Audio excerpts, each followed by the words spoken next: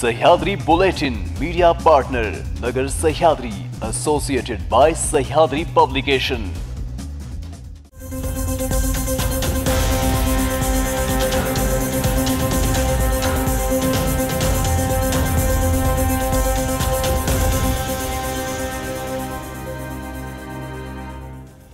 नमस्कार, मी मानसी। न्यूज 24 सह्याद्रीमध्ये तुमचं स्वागत। पाहूयात राज्यातील महत्त्वपूर्ण बातम्यांचा आढावा सह्याद्री बुलेटिनमध्ये।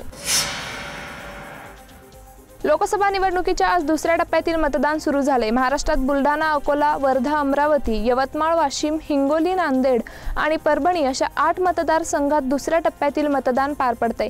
महाराष्ट्रातील 8 मतदारसंघासह देशातील एकूण 90 जागांसाठी आज सकाळी 7 वाजल्यापासून मतदान प्रक्रिया सुरू झाली आहे। महाराष्ट्रात सत्ताधारी महायुती विरुद्ध महाविकास आघाडी असा सामना आहे। देशात भाजपा प्रणित एनडीए विरुद्ध काँग्रेस प्रणित इंडिया अशी लढत आहे। दरम्यान लोकसभा निवडणुकीसाठी देशात दुसऱ्या टप्प्याच्या मतदानाला सकाळपासून चांगली सुरुवात झाल्याचं पाहायला मिळत आहे। मतदारसंघात शरद पवार सातत्याने महायुतीला जोरदार झटके देत आहे। शिवसेना शिंदे गटाचे माजी आमदाराला पक्षात घेत पवार यांनी मुख्यमंत्री एकनाथ शिंदे यांना धक्का दिला आहे। करमाळ्याचे माजी आमदार नारायण पाटील हे राष्ट्रवादी काँग्रेस शरदचंद्र पवार पक्षात प्रवेश करणार आहे। माजी आमदार नारायण पाटील मुख्यमंत्री एकनाथ शिंदे यांच्या शिवसेनेत होते। त्यांनी एकनाथ शिंदे यांच्या शिवसेनेला जय महाराष्ट्र करत राष्ट्रवादी काँग्रेसमध्ये प्रवेश करण्याचा निर्णय घेतला आहे। लोकसभा निवडणुकीसाठी देशात दुसऱ्या टप्प्यातील मतदानाला सुरुवात झाली आहे। बुलढाणा जिल्ह्यात आज दुसऱ्या टप्प्यात लोकसभा मतदान प्रक्रियेला सुरुवात झाली। बुलढाणा जिल्ह्यातील खामगाव येथे आज सकाळी ज्येष्ठ नागरिकांनी आपला मतदानाचा हक्क बजावला आहे। सकाळी 7 वाजल्यापासून मतदानाला सुरुवात झाली असून सायंकाळी 6 वाजेपर्यंत मतदान सुरू राहणार आहे। देशाला स्वातंत्र्य मिळून आज 77 वर्षाचा काळ लोटला आहे, मात्र आम्हाला अद्याप कोणत्याही मूलभूत सुविधा मिळाल्या नसल्याचा आरोप करत अमरावती जिल्ह्यातील मेळघाटामधील 6 गावकऱ्यांनी आक्रमक पवित्रा घेत टोकाचे पाऊल उचलले आहे। राज्यातील 8 मतदारसंघात आज मतदानाचा रणसंग्राम होत असताना अमरावती लोकसभा मतदारसंघातील 6 गावातील गावकऱ्यांनी थेट मतदानावर बहिष्कार टाकलाय। यामध्ये रंगबेली, कुंड, ढोकडा, खामदा, किनखेडा आणि खोपमार या गावांचा समावेश आहे। आजवर निवडून दिलेल्या एकाही लोकप्रतिनिधीने आमच्या गावांना मूलभूत सोयीसुविधा पुरवल्या नाहीत, परिणामी आम्हाला नाईलाजास्तव हे टोकाचे पाऊल उचलण्याची भावना या गावातील गावकऱ्यांनी बोलताना व्यक्त केली आहे। महाराष्ट्रातील 8 लोकसभा मतदारसंघात आज दुसऱ्या टप्प्यातील मतदान पार पडत आहे। सकाळी 7 वाजेपासून मतदानाला सुरुवात झाली आहे।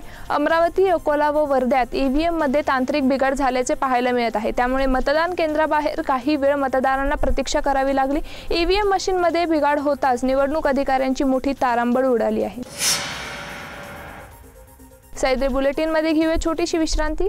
रोखोक पत्रकारिता, निर्भीड बाणा आणि कणखर भूमिका, महाराष्ट्राचा सखा, सत्याचा पाठीराखा, शब्दांचं सामर्थ्य, विश्वसनीयतेची उंची। न्यूज 24 सह्याद्री। विश्रांतीनंतर तुमचं पुन्हा एकदा स्वागत। पाहूयात पुढील बातम्या। लोकसभा निवडणुकीसाठी आचारसंहिता लागू होण्यापूर्वी राज्यात सरकारने 21 सहकारी साखर कारखान्यात थक्क हमी देण्याची मान्यता दिली आहे। त्यानुसार राष्ट्रीय सहकारी विकास महामंडळ कर्ज देणार आहे।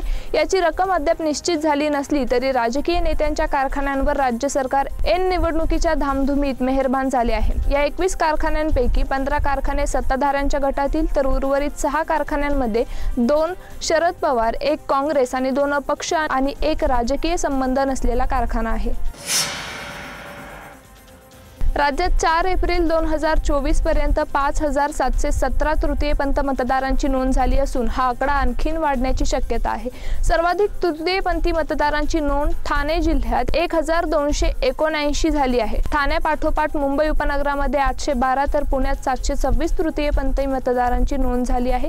सन 2019च्या तुलनेत दुपटीपेक्षा अधिक तृतीयपंथी मतदारांची संख्या वाढल्याने त्या समाजात मतदानाच्या हक्काबाबत सजगता वाढून ते नाम नोंदणीसाठी पुढे येत असल्याचे दिसत आहे। लोकसभा निवडणुकीच्या दुसऱ्या टप्प्यासाठी आज मतदान होत आहे, परंतु या मतदानावर अवकाळी पावसाचं सावट आहे। अमरावती शहराच्या काही भागात रिमझिम अवकाळी पाऊस सुरू आहे, तर अकोला जिल्ह्यासह शहरात पहाटेच्या सुमारास तुरळक पाऊस झाला।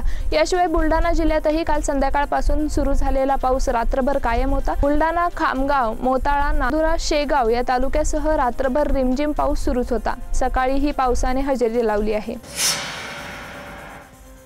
पैठण तालुक्यातील विहा मांडवा येथे मार्केट यार्डमध्ये कापसाच्या गोडाऊनला भीषण आग लागली। मोठ्या प्रमाणात नुकसान झाले असल्याची प्राथमिक माहिती समोर येत आहे, तर दुसरीकडे पैठणच्या सत्यहरी केमिकल कंपनीला आग लागली असून यात कोणतीही जीवितहानी झाली नसल्याचे समजून येत आहे। अग्निशामक दलाकडून आग विझवण्याचे शर्थीचे प्रयत्न सुरू होते, मात्र आगीचे कारण अद्यापही स्पष्ट झालेले नाही।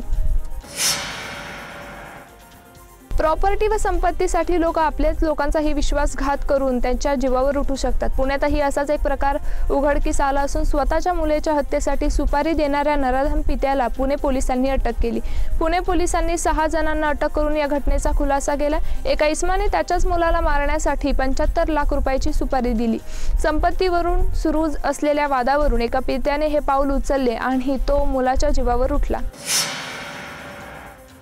सह्याद्री बुलेटिन मध्ये इथेच थांबूया, मात्र तुम्ही पाहत रहा न्यूज 24 सह्याद्री।